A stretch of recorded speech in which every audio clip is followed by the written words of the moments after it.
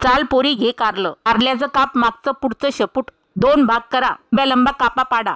पोरी आज आपण कारलं फ्राय करणार आहे. असं कारलं फ्राय करून ठेवलं तर 1 हप्ता टिकतं. जेवणासंग तोंडी लावायला लय भारी लागतं. कारल्यामध्ये जाड बिया निघल्या की त्या काढून घ्यायच्या, कवळ्या बिया असल्या की त्या तशाच ठेवायच्या.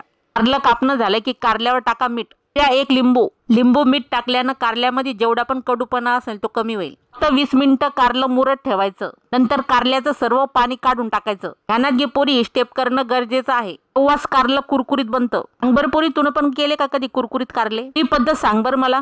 आता कारले एका टोपामध्ये टाका मिरची पावडर, धनिया पावडर, हळद, चाट मसाला, गरम मसाला, टाका तांदूळाचं पीठ 2 चमचे, का डाळीचं पीठ 2 चमचे, टाका कस्तुरी मेथी. तर जेवढे मसाले आपण टाकले मसाले आणि कारलं मिक्स करायचं.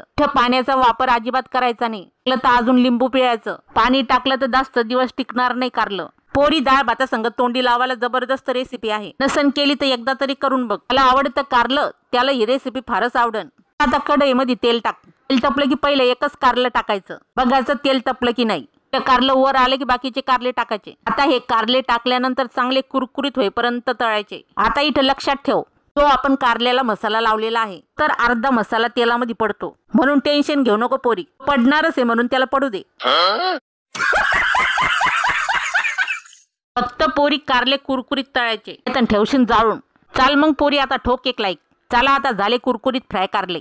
आणा ताट, चला घ्या खाऊन.